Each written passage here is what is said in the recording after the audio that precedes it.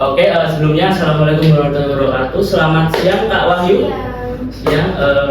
Sebelumnya perkenalkan kita dari Unisri, dari kelompok 1. Kebetulan kemarin kita dapat tugas terkait wawancara UMKM.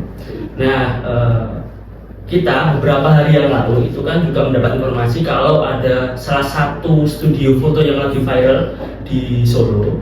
Makanya kita berencana untuk mewawancarai usahanya Kak Wahyu ini. Nah, sebelumnya bisa diceritain sedikit ini usahanya tentang apa dan namanya apa ya? Jadi usaha yang aku milih sama teman-teman ini namanya Soft Photo Studio. Jadi dia itu beda sama studio foto yang udah familiar pada umumnya. Kalau foto studio biasanya itu kan dia ada fotografernya. Nah, kalau di sini itu sistemnya self, jadi pakai remote atau fotografer gitu. Oh gitu. Jadi namanya? Untuk namanya Soft Photo Studionya Studio Space Solo. Studio Space. Itu kira-kira maknanya apa ya, Studio Space? Kemarin itu kita bikin nama Studio Space yang awalnya kan kita kalau misalnya mau bikin brand harus bikin nama yang gampang diingat sama customer. Terus karena kita bergerak di bidang fotografi, jadi kita namainnya Studio Space, jadi kayak tempat untuk foto. Oke, gitu. Jadi ini termasuk yang self studio itu ya Kak? Iya. Jadi tidak ada fotografernya tapi mandiri, Iya. gitu ya? Iya, mandiri. Ngetek fotonya sendiri gitu. Oke, langsung ke pertanyaan kedua. Ini tuh lokasinya di mana sih Kak? Buat lokasinya itu kita ada di Jalan Awan, Gang Putadewa Moresan, belakang UNS. Oh, belakang Iya. UNS. Oke, belakang UNS. Oh, daerahnya benar ramai ya Kak di sini? Iya, lumayan ramai sih Kak kalau di sini. Mahasiswa gitu ya Kak? Betul. Oke. Terus terkait usaha ini, pendiriannya itu tuh melanjutkan dari usaha keluarga atau merintis sendiri atau bagaimana? Kebetulan untuk Studio Space ini kita bikinnya mulai dari nol, jadi nggak nerusin usaha dari keluarga. Oh, dari nol, jadi benar-benar dari nol sendiri ya Kak? Kemudian terkait ini, legalitas itu gimana, bisa diceritain? Buat legalitasnya Studio Space itu udah ada, kita punya NPWP sama NIP. Punya NPWP sama NIP, berarti udah emang legal banget ya Kak? Iya. Kalau terkait untuk pengurusan NIP itu mudah nggak sih Kak? Kemarin pas ngurus ini lumayan mudah sih, kita cukup datang ke mall pelayanan publik, bawa berkas-berkasnya, terus kita urus beberapa hari kerja aja gitu. Mudah banget ya Kak? Terus kalau untuk manfaat atau kelebihan kalau usaha punya legalitas itu apa ya Kak kira-kira? Kalau menurutku sebagai warga negara yang taat, jadi kita kalau bikin usaha harus ada legalitasnya ya. Misal Gitu. nanti kalau kedepannya Studio Space ini udah bukan di level UMKM, misal lebih nanti udah ada legalitas untuk pajak dan lain-lain gitu. Oke. Kemudian kan ngomongin tentang studio foto atau usaha foto, yang membedakan dari studio-studio yang lain itu apa Kak? Selain dari self studio tadi sendiri? Untuk pembedanya itu kita punya banyak background, nggak cuma satu aja. Terus kita punya yang properti kayak gini gitu. Oh, ini contohnya ya Kak? Iya, contohnya ini. Contohnya. Ini cuma ada satu di Solo. Cuman ada satu di Solo, wow. Berarti tangan semuanya, wow, ini pionir ini di Solo ini. Nah, kemudian terkait pembedanya berarti kan ada beberapa konsep ya Kak? Iya. Nah, itu yang membedakan. Nah, kemudian kalau misalkan usaha kayak gitu yang diperlukan alatnya apa aja sih Kak? Buat studionya sendiri tuh kita perlu ada kamera, lighting, monitor buat preview, terus light stand, tripod, dan lain-lain. Terus untuk penunjangnya tuh kita ada komputer, itu aja sih. Komputer. Jadi untuk alat yang ibarat alat produksinya, alat utamanya itu ada kamera, ada lighting, terus ada tripod gitu juga ya Kak. Terus juga ada buat cetak. Oh iya, sama cetak juga sih. Printer dan lain-lain gitu. Oke. Kemudian kita ngomongin terkait pemasarannya Kak. Kalau untuk studio foto space ini, Studio Space itu kalau boleh tahu target marketnya itu siapa dan cara menarik target market itu seperti apa? Oke, untuk target marketingnya Studio Space ini kebetulan tuh ada di segmen usia 18 sampai 30 tahunan. Terus untuk cara dapetin customernya tuh kita lewat digital marketing. Kita manfaatin berbagai sosial media yang ada kayak Instagram, TikTok kayak gitu. Kalau untuk yang digital marketingnya itu ada timnya sendiri nggak Kak?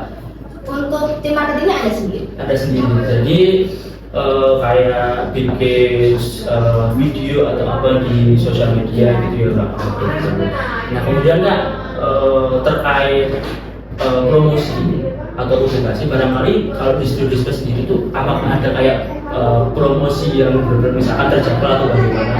Atau bagaimana kalau misalkan kayak promosi? Untuk promosi sendiri tuh kita manfaatin influencer dari nano sampai mega, jadi kayak followersnya mulai dari 1000 sampai 5000, terus sama yang ratusan ribu, tapi yang domisilinya yang sekitar Solo gitu, karena kita kan audiensnya sama target marketnya di Solo dan sekitarnya gitu Kak. Terus untuk promosinya itu kita variatif sih, tapi per bulan pasti kita ada promosi, terus sama ada misal ada event-event tertentu kayak misal ada promosi baru atau ada background baru atau ada tema baru, kita pasti akan melakukan promosi itu lagi. Oh gitu. Jadi terkait untuk pemasarannya tadi poin yang saya tangkap promosinya lewat sosial media, tapi lewat bantuan influencer gitu kan ya. Nah kalau ngomongin pemasaran tadi udah, sekarang kita ngomongin tentang keuangan. Jadi mungkin agak privacy dan mungkin nanti mengalir aja ya Kak gitu. Yang pertama untuk poin keuangan, bagaimana cara Studio Space ini atau cara tim itu untuk mengelola arus kas di studio ini bagaimana caranya? Untuk mengelola arus kas sendiri kita ngehimpun uang yang masuk itu dalam satu rekening. Terus kita pisahin untuk uang operasional sama uang privat. Jadi untuk privat sendiri itu nanti akan kita bagikan setiap 1 bulan sekali untuk closingan operasional keuangan per bulan. Itu apakah secara manual ditulis atau mungkin ada bantuan apa gitu, aplikasi atau apa itu bisa dijelaskan? Untuk keuangan kita ada 2 pakainya. Yang pertama tuh yang otomatis kita pakai aplikasi pos atau open Excel, jadi kayak aplikasi itu, tapi dia tuh bisa nge-report kayak misal pengeluaran sama pemasukan, terus nanti ditampilin dalam grafik gitu. Jadi udah bisa terbaca ya Kak gitu ya. Terus sama untuk meminimalisir karena namanya sistem ya kan error, kita pakainya Excel, jadi kita bikin rumus untuk mencatat semua pengeluaran pemasukan, jadi biar tahu ini kondisi keuangan dalam bulan ini udah biasa atau belum atau ada kurangnya di mana gitu. Nah Kak, ngomongin tentang usaha, kalau usaha kan ya diharapkan setiap bulan atau setiap tahun kan meningkat. Nah tapi pasti ada momen-momen pas pendapatan itu benar-benar pendapatan. Nah bagaimana cara Kakak dan tim untuk menangani resiko apabila waktu mengalami kerugian atau bagaimana, itu gimana caranya? Untuk menangani misal naik turunnya usaha itu kita punya namanya dana cadangan operasional. Jadi setiap bulan itu kita menyisihkan untuk dana cadangan, misal minimal itu 1 sampai 2 bulan rata-rata operasional dari studio. Jadi at least nanti dalam 1 sampai 2 bulan itu kita masih bisa bertahan. Terus selain itu kita juga menyisihkan, beda lagi sama yang itu, beda sama yang tadi itu untuk operasional yang mendesak gitu. Jadi terkait dengan keuangan tadi poin yang saya tangkap untuk mengelola arus kas tadi memang ada pos-posnya itu, jadi bisa dibagi-bagi, nggak jadi satu wadah. Terus untuk mengatasi resiko tadi ya caranya dengan mengambil sesuai pos-pos tadi ya Kak, kurang kayak gitu ya. Nah, terus ini Kak, untuk yang poin terakhir terkait keuangan, saat membangun bisnis ini, studio ini, apakah ada hutang ya? Atau hutang bank atau apa gitu? Untuk membangun bisnis ini kebetulan nggak ada pun. Oh jadi emang pure generasi 100% uang pribadi ya Kak, nggak ada hutang ya Kak. Kemudian berkaitan dengan sumber daya manusia atau SDM-nya Kak. Pertanyaan pertama, berapa sih Kak yang kerja di studio ini? Untuk saat ini kerja di studio itu ada 7 staff. Tapi ini bukan full time, jadi kayak part time gitu. Nanti dalam 1 hari kerja itu terdapat 2 sesi pergantian.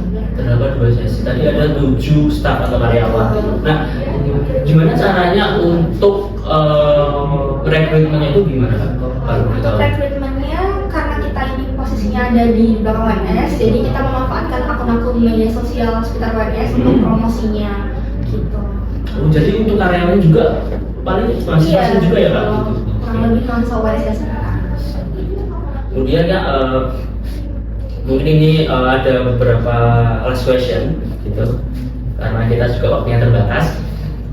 Yang pertama, tantangan terbesar apa yang dihadapi dalam bisnis ini?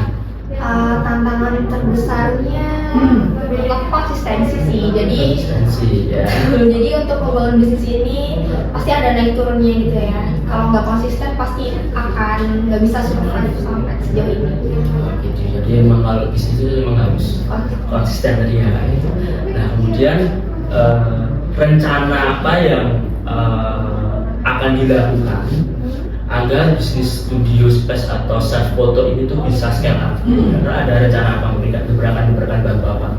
Untuk rencana-rencana yang pasti kita nggak stuck di situ ya. Jadi memperbaharui kayak konsep foto, terus mungkin nanti kedepannya misal ada rezeki lebih kita bisa scale up buat membuka cabang baru dan lain sebagainya.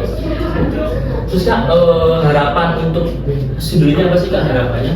Harapannya semoga ini sih untuk kedepannya makin lancar aja, makin ramai. Gitu ya. Dan mungkin itu Kak beberapa pertanyaan yang kita sampaikan. Dan terima kasih sebelumnya karena kita.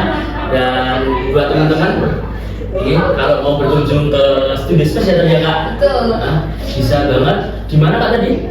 Di Jalan Awan, Gampung Tadiwang, belakang UNS. Kalau bisa cek di Maps Studio Space Solo atau bisa langsung ke Instagram atau TikTok. Oke, nanti linknya Ada di bawah ya. ini. Oke, sudah itu mungkin itu saja podcast kita kali ini ya. Terima kasih. See you.